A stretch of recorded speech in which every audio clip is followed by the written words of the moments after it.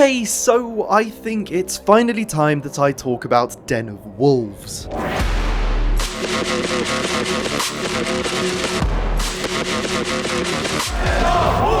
There's a gap in the market. We need to be aggressive with this as a motherfucker. A good new heist game. Truer words have never been spoken, with Payday 3 currently going through its second major content drought since its release, and Crime Boss Rockay City only just beginning to find its footing within the wider heisting community. There really is a major gap in the market for a good heist game, and if I was going to put my faith in anybody, it would be the team that brought us Payday the Heist and Payday 2. That's exactly who 10 Chambers are. Founded by Andersson in 2015, and having so far only released GTFO, a hardcore cooperative horror shooter that ranks among the more challenging co-op games, the team are returning to their heisting roots with Den of Wolves. Set in the techno-thriller future of Midway City, around 60 years after the near-complete collapse of the global economy, Den of Wolves has a lot more to it than just being a standard heisting game. It seems like the heists in the game are going to be a mixture of different types of crime. We can, of course, expect standard heists where we'll have to get into somewhere, steal something, and get out, but there have been references to other types of missions that involve sabotage and assassinations as well. We can, of course, expect some more traditional heists like the bank we see in the pre-alpha gameplay, but that doesn't mean these bread and butter staples of a heisting game won't come with their own Den of Wolves twist to them. For example, the bank heist we've seen is actually an abandoned bank taken over by a gang, and the goal of the heist is hardly what I'd call traditional. Let's focus on that pre-alpha footage for a moment.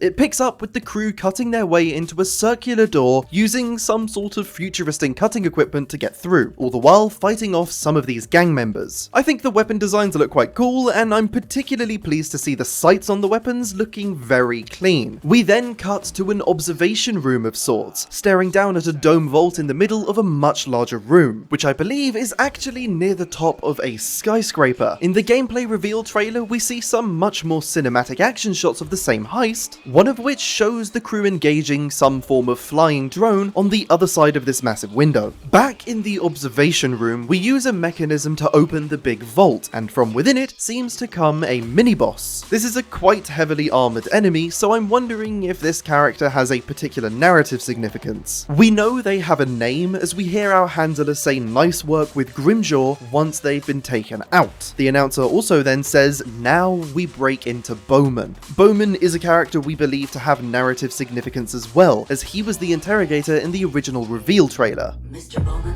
your reservation at Manon Afis is in my... Cancel the reservation. Reset the procedure.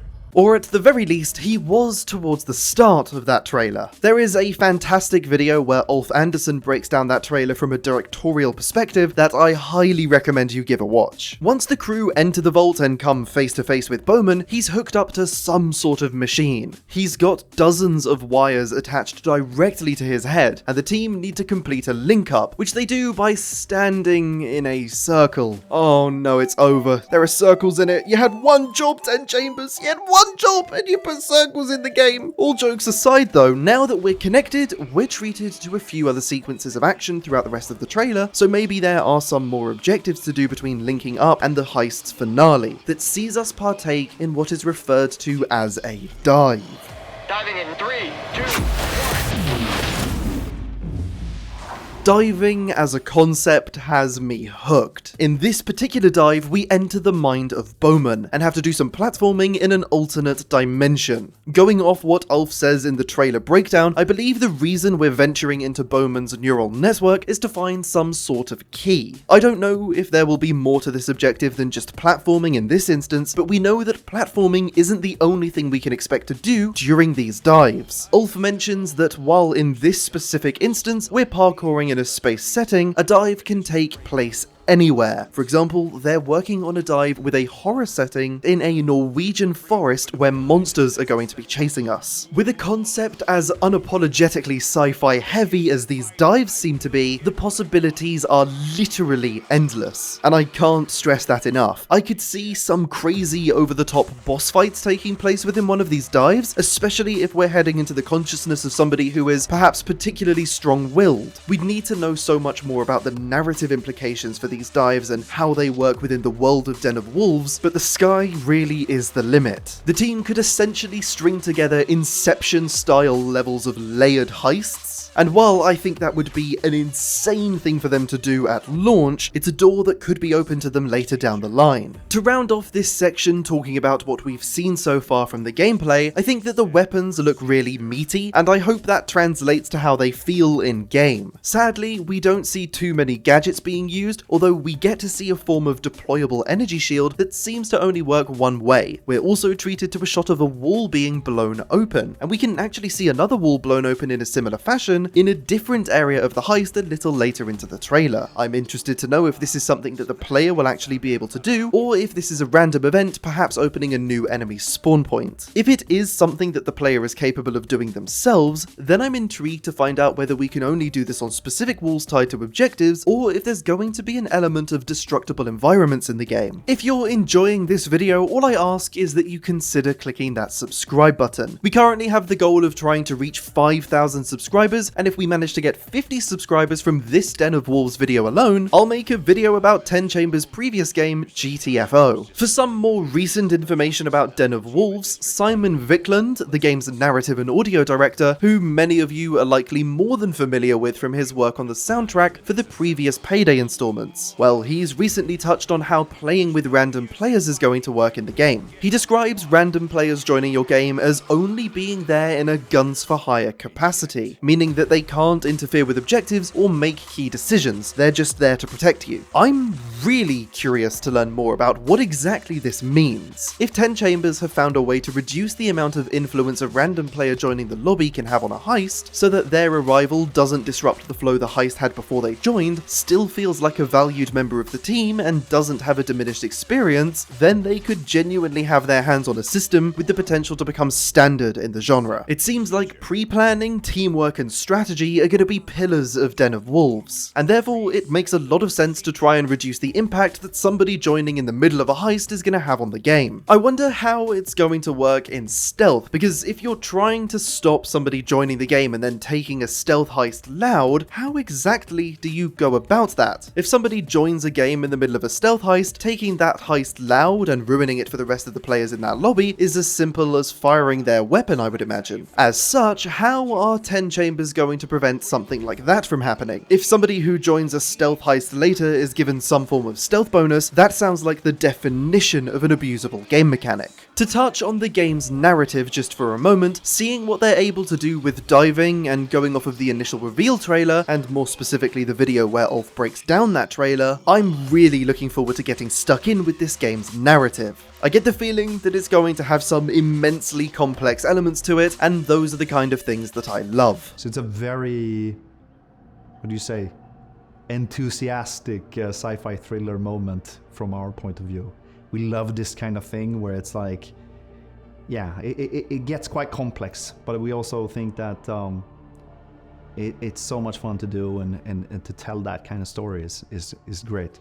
I really hope that there are things hidden for us to find in the environment when we are in the dive dimension, perhaps to tell us more about the person whose mind we're in at the time. And even taking that one step further, perhaps we'll be able to dive into more than just people. We know that the game's world has suffered a terrible suite of AI-driven cyber attacks that pretty much collapsed the world's economy, so artificial intelligence is definitely something I'm anticipating being a heavy presence in the narrative. Maybe at some point we'll get to dive into an artificial intelligence of some sort, and if we get to do that, I wonder how it would differ from diving into a human, as odd of a thing as that sounds to say. It's pointless to speculate too much about the narrative until we have some more concrete things to go off, but I am indescribably excited to find out more. As part of the game's promotion, 10 Chambers collaborated with a number of content creators during the Game Awards livestream, taking over their streams and redirecting them and their audience to an ARG website. Aside from the concept of taking over streamers' live streams and redirecting them elsewhere being cool within itself and very fitting to what the game is, the website they were sent to hosted a couple of small minigames that upon completion gave us a brief look at some of the assets and images from the game. This is by no means among the most complex ARGs used to promote a game, and I realise that I am talking about this quite soon after the Marathon ARG has concluded, which I think is hands down one of the best ARGs I've ever seen, but I really hope that 10 Chambers lean into some more complicated and cryptic ARGs going forward. Judging by the ARG's website, we've only seen 2 out of a potential 16 chapters to this ARG, and I would love to see them scale up the intensity and complexity, as the reward we'll get for completing them is hopefully going to scale up in value as well. For example, the first 2 segments of this ARG have only resulted in us getting access to some assets or video clips, and as such, the steps we needed to take in order to get a look at these assets weren't particularly difficult. However, if there's something more valuable like a trailer hidden behind one of these later segments, or maybe even a confirmation of a release date, then I would love to see the process of unlocking those things be much more complicated. I adore ARGs, and I really hope that Den of Wolves, given the game's futuristic and cybernetic elements, can truly embrace the potential a well-executed ARG can have. I think what the team over at 10 Chambers have been cooking up looks really promising from what we've seen so far, and I can't wait to find out more about Den of Wolves. What I will say though is that all of the gameplay that we've seen so far has been curated. We haven't seen any gameplay from anybody who's actually sat down and played the game in an uncontrolled environment. As far as I understand, every frame of Den of Wolves content we've seen has come directly from 10 Chambers and nobody else. The reason I mention this is because I was lucky enough to not get scolded by everything that happened around Payday 3's launch. I wasn't one of the creators covering the game significantly in the lead up to its release, and therefore I didn't catch any of the backlash that came with the community's change in sentiment upon seeing the state the game released in. I'm not saying that to criticize the content certain creators put out before Payday 3 launched. A lot of the creators that caught serious flack for Payday 3's launch and their content preceding it are now peers of mine. At the end of the day, if I got to play the build they did when they did, I probably would have said the same things as them. I don't think anything anybody said came out of a place of malice. I think they just got far too excited for the game, as did we all. So I just wanted to be crystal clear at the end of this video in saying that while I think what we've seen from Den of Wolves looks fantastic and very promising, I want to remind you to keep your expectations in check, at least until we have more information about the game. Whenever we have more Den of Wolves news to discuss, I will be here making content on it, and you can click through to my next Den of Wolves video on screen now. Until that video is out, consider watching this video that the algorithm has decided is the best one of my videos for you to watch next. Thank you very much for watching, and I'll see you in the next video.